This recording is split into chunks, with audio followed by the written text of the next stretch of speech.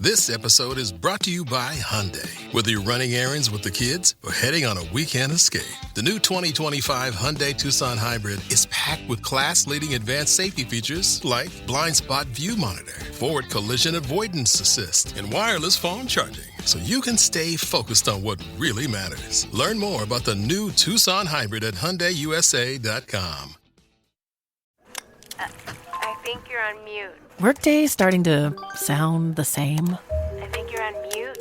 Find something that sounds better for your career on LinkedIn.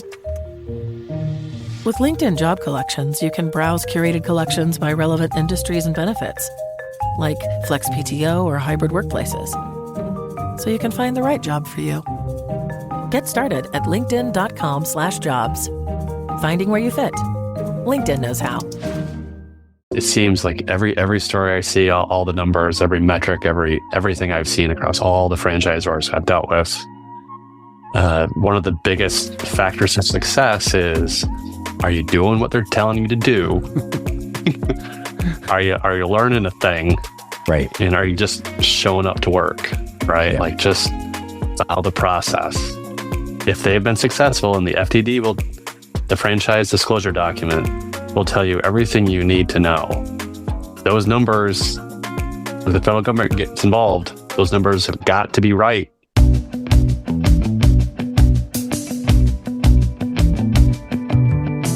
Hello, everyone, and thanks for tuning in to the latest edition of FranCoach's Franchising 101 podcast. I am Tim Parmeter, founder and CEO of FranCoach and your podcast host. Today is one of our installments of the segment we call In Their Words. And as I've said before, this is always one of my favorite ones because in this segment, we're going to hear directly from FranCoach clients who have become franchise owners. We're going to talk about their background, what led them to consider franchise ownership, how they navigated the process with our team, as well as what franchise they chose and how it's gone so far. Now, today's guest is a little bit different in that he is actually a repeat FranCoach client. How about that? He came to us originally in 2019 looking to get out of the corporate world to work for himself, have more control. He found a franchise at that point to start, and he got it launched in early 2020. What good timing. Remember how great that year was? Despite the fact that he launched a business-to-business franchise in the middle of a pandemic, he rode through it. It's now running smoothly, up and running. He's grown this big, massive business and now ready to find his next franchise. And that brought him back to us to find number dos. But before we tell you that story, a quick reminder as always who we are. FranCoach is a national search firm dedicated to working with individuals like yourself interested in owning a franchise. We're partnered with well over 600 of the top franchisors in the country spanning 70 industries. Number one goal, as always, is to properly educate you on franchise ownership to help you determine if it's the best path. If so, we're going to help you find your absolute best match. And who knows, we might end up doing that twice like we did with this guest. So take a listen.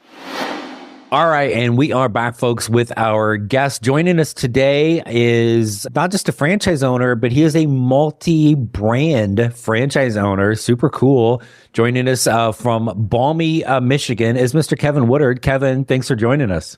Absolutely. Happy to be here, Tim. How's the temperature? You know, it's it's zero. So I don't know if temperature even exists anymore. But it's still warm enough to go outside and run around or go ice skating.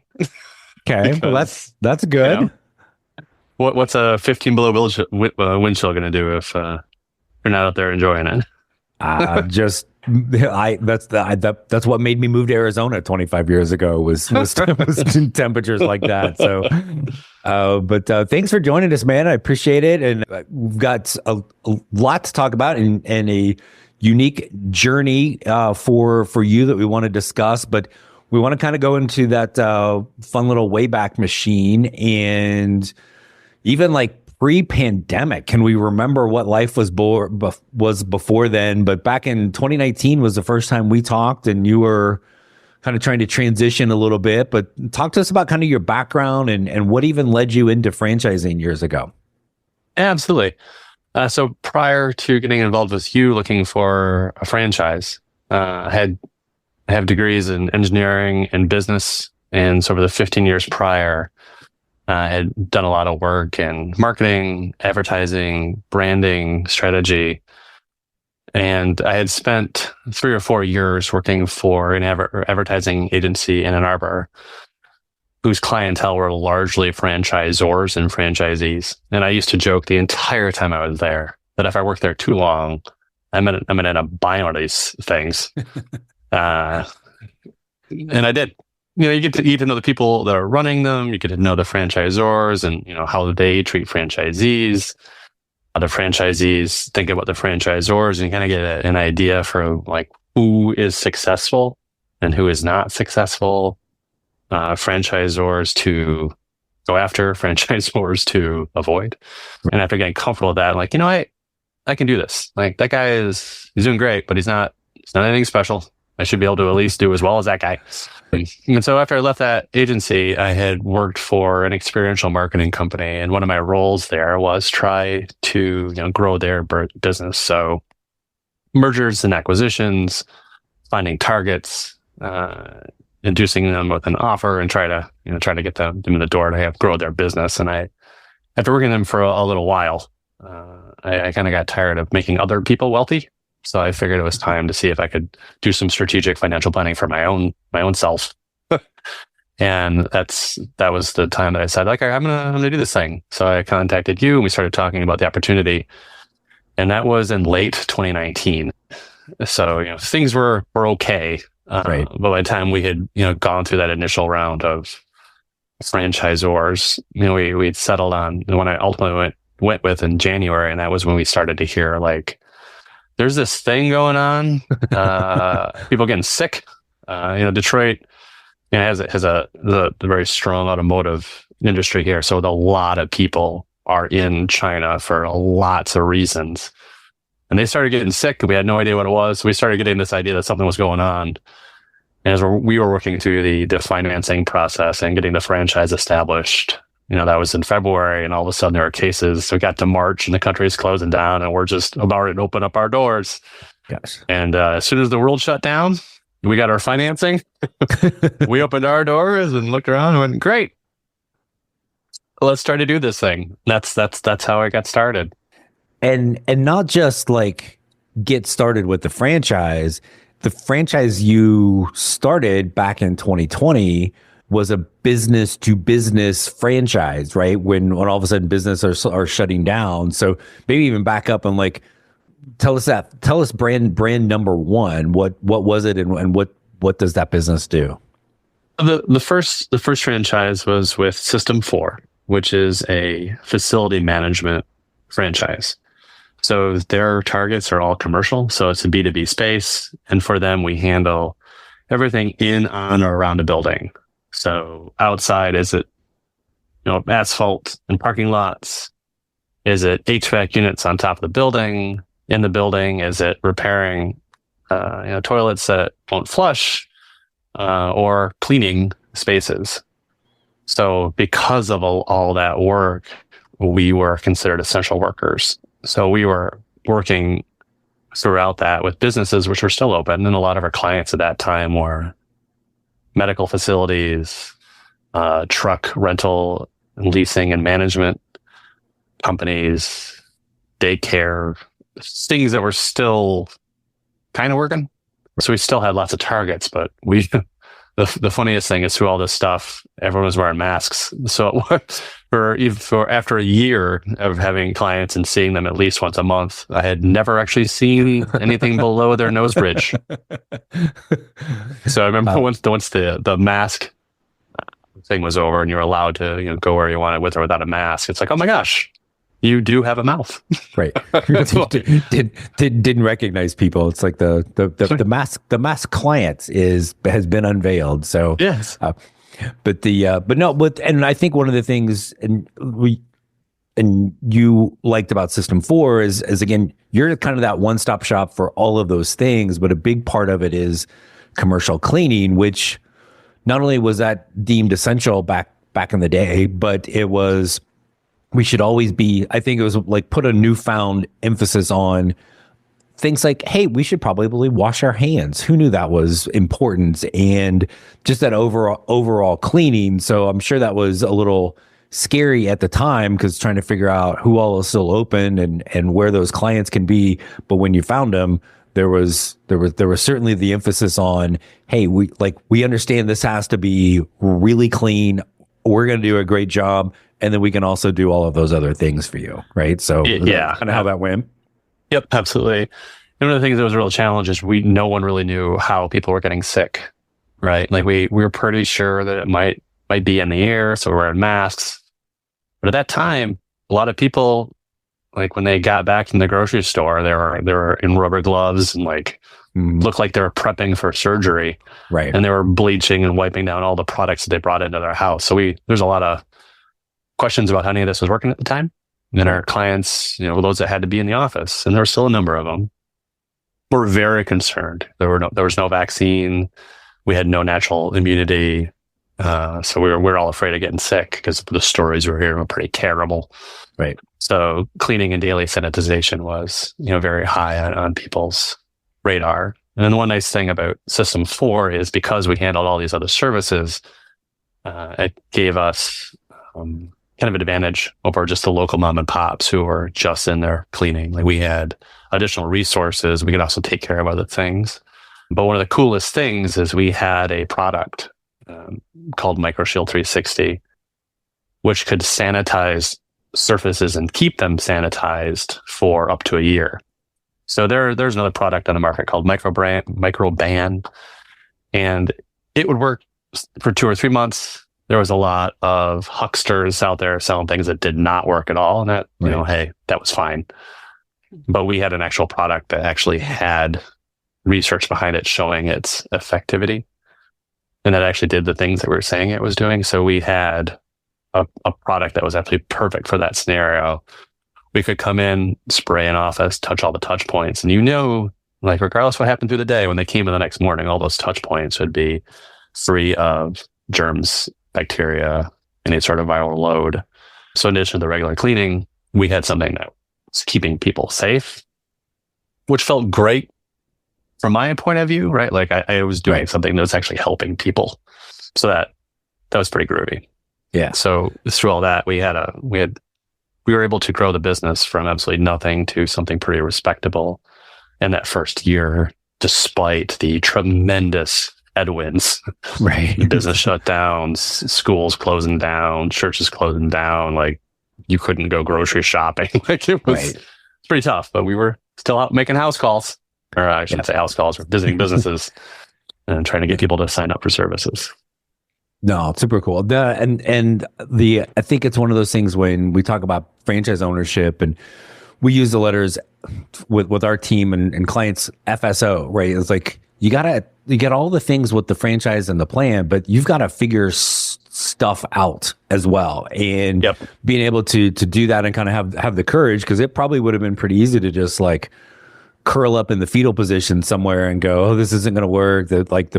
Nobody wants this, the pandemic and all of the excuses that might have been borderline legit at the time. You're just like, no, let's forge on and really see that as a way to make a difference and help people out, give them that peace of mind. Cause it's crazy how long it feels like forever ago now, but that was a scary time for everybody. And you're out there really helping provide a little peace of mind in an era of our existence that did not have much of it. So then you build this up and you grow and it keeps going. And at what point or how did you kind of know it was humming along well enough to be able to kind of now look at that, adding a second brand? That's a really good question. So I just throughout all this from the very beginning, people would ask how the business is going, and it could always be going better. It doesn't matter what's happening. It could always be going better, right? And that hasn't really changed. For all intents and purposes, by all measures, we're doing way better than the FDD suggested that we would. So just making it through that first year and just making sure that we were growing businesses, growing the accounts, but not just growing revenue, because there's multiple types of revenue. So the business System 4's core business is recurring janitorial. So you have an office space, we're in there once a week, we're in there 3 times a week, we're in there 5 times a week. Like that's the bread and butter of the business. So the micro shield, the fixing toilets, the snow removal, the landscaping, all that stuff is above and beyond. It's great to make a couple of dollars here and there on those things, but the core business is cleaning. So sure. I was going to say the only number I'm concerned about is that, but that's not 100% true, right? But right. For the most part, the only number I'm really concerned about is the growth of that core business. So throughout all this, even in the beginning, where you start with a small pile of money and you want to make sure you have at least a couple pennies in the bank account, and in the very beginning, you just watch that number go down and it gets real low. And you're like, hey, if this goes south, I don't know what we're going to do next. But as long as that core business was heading in the right direction, you knew to some degree things are going to be going fine. Right. So, that continued to go up as long as the growth is greater than your losses in any given month, as long as that thing is steady and headed in the right direction, it gives you some confidence that things are going well.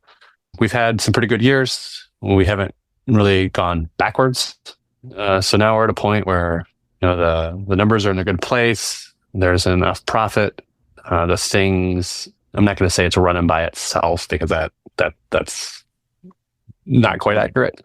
Right. But, we spent those first several years getting the processes in place, getting the technology stack in places to make sure that things would be as efficient as possible. And so now we're in that place.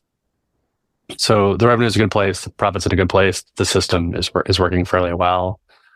And I've got a little bit of free time. And so it was time to look into a second venture. And that's where we are now.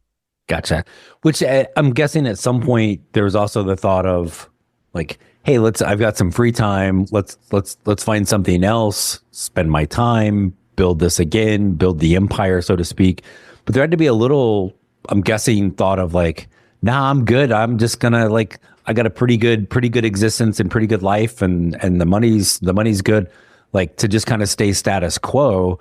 What was it for you that it's kind of that driver to continue to move forward and to continue to grow with something new?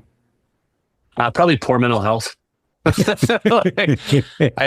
assume that there is some level of anxiety that drives this thing, right? So like you've got a pretty solid income stream, but for whatever reason, even though the chance of it just like disappearing overnight is nil, like it's just not going to happen. There's still this little voice in the back of your head saying, hey, I'm not spending 80 hours a week on it. So if that completely disappears, what's going to happen? So there is some of that. Like, hey, I just want to make sure that I've got multiple things going on. So if this one sinks, we'll still stay afloat because this thing over here is doing just fine. So that is definitely some of it. But there's definitely a large part of like, hey, I've got some money set aside. I've got some free time. Let's take advantage of this. Let's make hay while the sun shines. Right. And let's look for the next thing. And the wonderful thing is, it is as much as I thought I knew at the very beginning, much like a teenager. Once you hit 25, you realize that what you thought you knew when you're a teenager was completely wrong and off. Right. There's a lot of growth and learning, regardless of how much you know at the beginning, that you get through it. Right. And so I learned a lot of things. Figured out what was great about the System 4, figured out some things that I wish we had in System 4. And I used that to kind of drive the decision on what we're going to do with the second franchise opportunity. Gotcha. Hey, everyone. I wanted to take a quick break from our podcast to tell you about our amazing friends at Entrepreneur. If you're looking to become a franchisee or simply learn more about business ownership, and guys, let's be honest, you're listening to the Franchising 101 podcast, so we know you have some interest in this. And I really encourage you to go to entrepreneur.com to check out all of their great content and resources. Seriously, Entrepreneur has everything, all the way from a bookstore to the best podcasts, webinars, and videos, plus information on upcoming events and the latest articles that seriously, they cover all aspects of franchising and business ownership. If you're having trouble deciding which franchise is right for you, start with Entrepreneur's renowned Franchise 500 ranking. which highlights the best franchises of 2022. For 45 years and counting now, Entrepreneur has been and continues to be the most widely recognized and respected authority in the franchise market. Digital and print subscriptions are available, so you never miss out on anything. So seriously, what are you waiting for? Go to entrepreneur.com right now and learn more.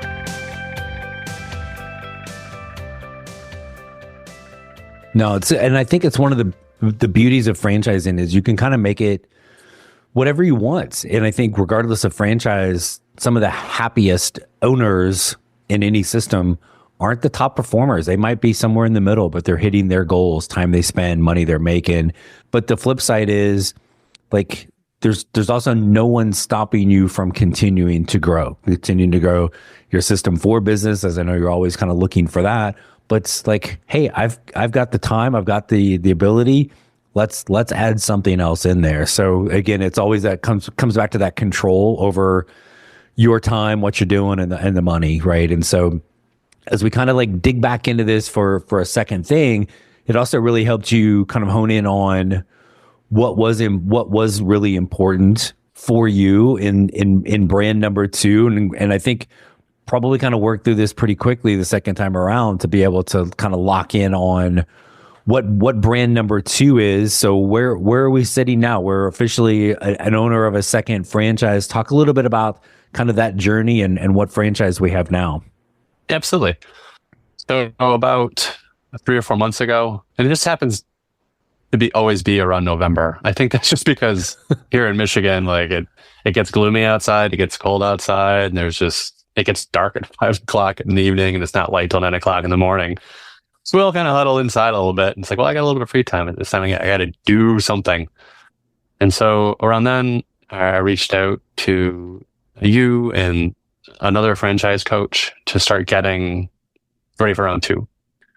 So after the first experience, and we evaluated 4 or 5 franchises, got to system 4 pretty quickly. This time it's pretty similar. Like I knew that I wanted to have something. I wanted to work with a larger, a more grown-up franchise, a more established franchise that just has more systems in place. One thing about the cleaning business is you're dealing with a lot of, I guess, temp staff. Like they're not working 40 hours a week, right? So you've got lots of teams putting in 10, 20 hours a week. You're dealing with folks who were not top of their class, right? So like you're managing some people who are doing a really, really hard job. They're not making $1 million a year doing it. And if you're cleaning 5 days a week, you've got 5 opportunities to fail every single week of the year. And it could be little things. Like if you're cleaning the same space, 260 nights a year, you might forget a trash can. You might forget a bathroom because you just cleaned it. But yeah, that might have been yesterday, but you feel like you just did it. You miss a Starburst hidden behind a trash can underneath a desk that hasn't been moved in 4 years. Someone notices and I get a phone call. So we do our best to do an absolute phenomenal time every time, but humans are human, right? So we're doing with that. The marketing for B2B is a little tough. Like you're not buying TV spots. You're not putting something in the Sunday paper, right? Like you've got to get appointments. You've got to find the decision maker. It's a different approach to marketing. And there's no barriers to entry. Like anyone with a mop and a bucket can go out and start a cleaning business. Right. Get licensed with the state, find some insurance, start knocking on doors. It's kind of easy. It gets much harder once you get into it. There's a whole lot of things you got to take care of, but for all intents and purposes, get a mop, knock on some doors. Round 2, I wanted to have something that had a very strong marketing discipline in place. I really wanted something that was more residential in nature. I wanted to work with a company that had a lot of established processes. There was a lot of opportunities. I also wanted to make sure that the franchises we were speaking with had territories available where I lived, and I wanted them to be the premier territories. Like if we're talking about, let's just say Wendy's or McDonald's, there's already a lot of Wendy's and McDonald's on every street corner. So the best territories are probably spoken for. So if you're going to try to get one of those franchises, you're talking about, exit 50 on the highway, which is 30 miles away from any town center.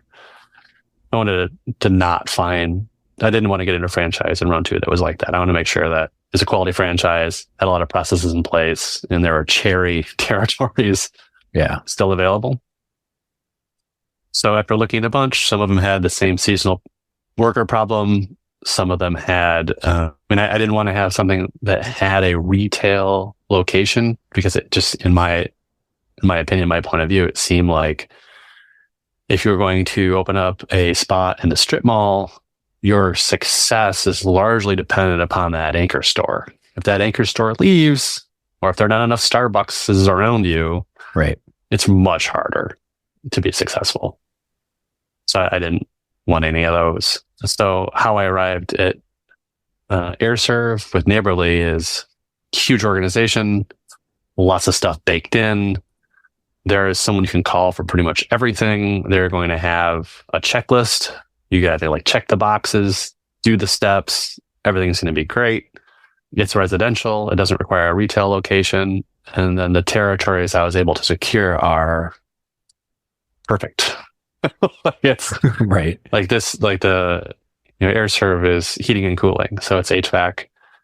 It deals with folks who have to have some level of disposable income and people who aren't going to do it themselves. And by and large, very, very few people work on their own HVAC systems, regardless of your socioeconomic status. But if you've got a client who's got a household income of $300,000 a year, they're much likely just call you, take care of it, cut the check, you go on with your life. You're dealing with lower household incomes, the $50,000, $60,000 a year range, it's a little bit different. You got to show up, quality deal. They're still going to have you take care of it, but it's going to be way more cost sensitive, and they might try to fix it themselves before they call you. Right. So with this opportunity, it really hit all the things. And one real benefit of HVAC is there is licensure that's required. So the barrier to entry is quite a bit higher. You cannot just open up an HVAC business in the state of Michigan. You have to be licensed. You have to follow the rules. You can get in trouble if you break something.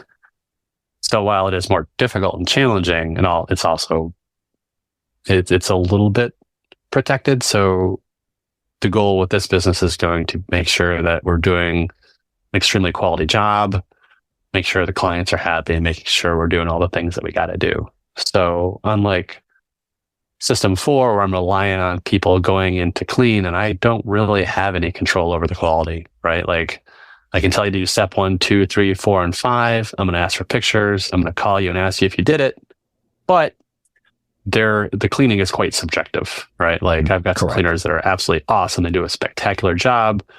But even them, I'll get complaints from the clients who it doesn't smell clean, or they notice that starburst that fell behind the shelf in the storage room they haven't been in a century.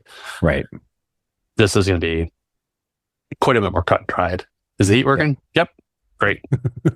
Is it not? We'll come out and take care of it. Right. No, it's good. And I think this was kind of fun to do, because I think when people look at that next thing, it's usually I want to kind of replicate something just like what I've already done.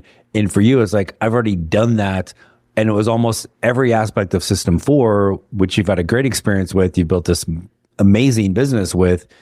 You're I want the opposite of that. And so flashing back to an old Seinfeld episode, right, where George's going to do the opposite. And so it really had those components to it of all across the board. And not that there won't be, there's going to be challenges with every business, but I love where you're sitting. I'm really excited for you to get started, and just there may be some crossover between both of your businesses, but it's almost like your brain can be on System 4 for, an hour, and then flip to AirServe for the next hour, and feel like you're doing two totally different things, because you're really going to be doing two totally different things, right? Maybe the simple thing would have been, hey, we're doing commercial cleaning, let's add a residential cleaning. But you were just at that, and it's not a right or wrong. You were just at that point where no, I want I mean, it was, you just walked through that, almost the exact opposite of everything with System 4, and we were able to find that. So who knows? Number 3 here in a few years might be this like bizarro combination of all of those, or you'll come back and go like, no, I want retail now, and which I know kind of crossed your mind briefly this time, but it was very it was very brief with that, and sometimes even taking a peek at something like that helps you kind of solidify, like, no, the shiny object things are cool, but you've done very, very well for yourself with an incredibly unsexy business and System 4. And same thing for AirServe coming up, because those unsexy things are typically the ones that are never going away. And as you said, people don't know how to do it themselves or don't want to do it themselves. And I think from an HVAC standpoint, even if they try to, it just delays when they're going to call you, because now they're probably going to make it worse. And so that now they're really going to need you for that. So super cool. And so I know you're going through some licensing and training now, but hoping maybe spring-ish being able to be open and launched with AirServe. Yeah, that's what we're tracking towards. And one nice thing about the experience with the first franchise is a lot of the basic things you might not think about. Getting the LLC registered with the state and the federal level, getting the bank account, like just getting the PO box, like some really getting insurance, some really basic things. Like all that stuff is exactly the same. Did it once, rinse and repeat, do it again. After that, it's going to be quite a bit different. And I might be coming to you a couple of years like, hey, I'm looking for a space tourism franchise. What do you got? But one real beauty thing about Neighborly is that they've already kind of got a plan for the next 10 years. If things go according to plan, and we say about plans once they, the first encounter with the enemy, they change immediately. But because of who Neighborly is and what they offer, I've got a plan that, if this thing does A, B, and C, then I can go on and do D, E, and F, and then it all kind of works out magically. But that's one really nice thing. And I could not have done that one without your help. And I completely appreciate it. But also without having been through the System 4 experience, it is probably not unique to System 4. Probably could have been any franchise. But having gone through, learning things like how do you run a business? How do you make sure that you're taking care of your employees as well as taking care of clients, and figuring out how to change your communication with one to meet their needs, to translate that to meet the needs of the other. A lot of that stuff will still be there, but I guess the potential with a new set of franchises is pretty awesome, and I'm really looking forward to getting started. I'm a little impatient, right? Like we're just waiting for some bankers, or waiting for some car dealer, or waiting on some other people. It's like, can we just get going? Right. But I'm really, really excited about it. I can't wait to get started. It's a new shiny toy. I can't wait to play with my new shiny toy. Yeah. And you're right. And it's like, it's there, and it's still under the Christmas tree. And you're like, no, I want to be able to play with it already. And you're like, oh, no, sorry. We got to wait a little longer. And you're like, no, let's go. But no. And again, I think one of the things that kind of your journey also highlights with this is how different franchises can be behind the scenes, even sometimes when they do the exact same thing. And there's not like, it doesn't mean if one's super buttoned up and structured, that's good, bad, right, or wrong. Or if one's on the other end of the spectrum, same thing. It's finding that niche, right? And so for you at the beginning, it was System 4, and obviously it's worked out really well for you. And again, congrats to you on the success you've had with that. And now here we're sitting here with the next one, and I'm excited to hopefully I can live long enough to make it a couple more years until you're ready to come back for the next one, and it'll be just some wild mix in between. And I know you're super busy running one big business, like waiting impatiently to get the other ones started. So thank you so much for your time. I'm going to fire one more question at you for all of our tens of listeners out there to this wonderful podcast. Somebody's out there, they're listening. They're like, geez, is this for me or not? Should I take the next step, or thinking about becoming an owner? You're now a twice over franchise owner. What would be some advice you would give somebody that's maybe thinking about this? I think you need to definitely look in the mirror, say, hey, am I responsible enough to do this thing? And I think a lot of the people are going to say, yeah, I think I can do this thing. You're going to have to commit yourself to it. But I can't emphasize enough that you have got to look at multiple. Well, you have to ask yourself, like, what do I actually want? You need to look at your bank account. You need to say, hey, what can I actually afford? Correct. When can I afford it? But you absolutely, you need to look at multiple opportunities. So when we did this the first time, and I won't name names, but you presented 3 or 4 franchises, and a couple of them were just an absolute hard pass. I'm like, there is no way on God's green earth am I going to do anything like that. That looks terrible. And we were just talking earlier today about one of those franchises and the amazing success that some people have with it. That's great. Yeah. It's awesome. You just got to find something that meets your needs and is a fit for who you are and what you want to do. And then you need to evaluate it. And once you say yes, once you start going down that path, my other like big old piece of advice is what they tell you to do, the system they put in place for you, you need to follow it. Wait, could you say that again for those in the back that weren't paying attention? So there's a system in place. You should follow it or not follow it. It seems weird, right? Like it seems like common sense. It seems like, yep, sky is blue. Can we all agree that the sky is blue? Yep, sky is blue. But I have heard and spoke with some franchisees who buy into the franchise and they're like, that's all dumb. I'm going to go do my own thing. Right. And if you're going to say that's all dumb, I'm going to go do my own thing, then you should just go ahead and do your own thing. Correct. But it seems like every story I see, all the numbers, every metric, everything I've seen across all the franchisors I've dealt with, one of the biggest factors of success is, are you doing what they're telling you to do? Are you learning a thing? Right. And are you just showing up to work? Right. Yeah. Like just follow the process. If they've been successful, and the FDD the franchise disclosure document will tell you everything you need to know. Those numbers, if the federal government gets involved, those numbers have got to be right. So if you do what they tell you to do, you can find yourself in that middle quartile or that 50% pretty easily. I mean, it's just not. It's not like you give someone money and they give you a bunch of pile money back. You got to show up. You got to put the work in. But right. But it really is. It's always kind of equated to like going to college, right? Like if you just go to class and you do your homework, you're going to get a C, right? Just from effort, and you'll get like C's get degrees, right? You can really be in that that yep. Middle. I've got a undergrad transcript that will prove that, and so, but you really have that ability. Now, if you want to be an A student like you've been with System 4, well, that's going to take a little bit more effort, but it's like put forth the effort, follow the plan. And I think the hard part for that is almost everybody we work with that looks at this, they're smart, successful individuals. And so you realize when you become a franchise owner, you almost have to turn your brain off and be a little dumb and just like nod your head and say, yes, sir, yes, ma'am.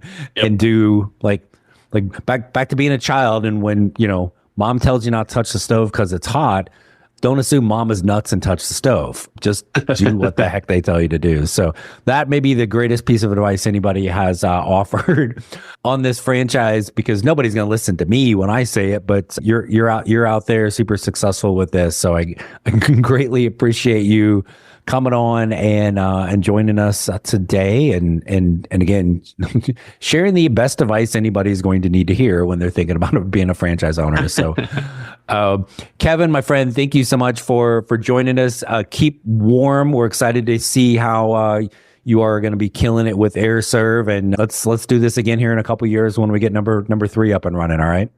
Awesome. It's planned. And thank you so much. You are welcome. Thanks, Kevin. All right. Bye. All right. Thanks again to Kevin Woodard, owner of both System 4 and AirServe, multi-unit, multi-brand.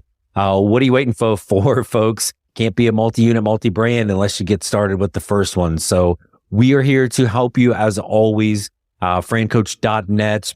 And again, I hope these episodes and hearing all the different people that come on here help give you some insight to the possibilities, maybe kind of inspire you into, hey, if that person could do it, maybe I can do it as well, because you can. It's significantly more attainable than most people realize. FranCoach.net, again, never any fee for our service.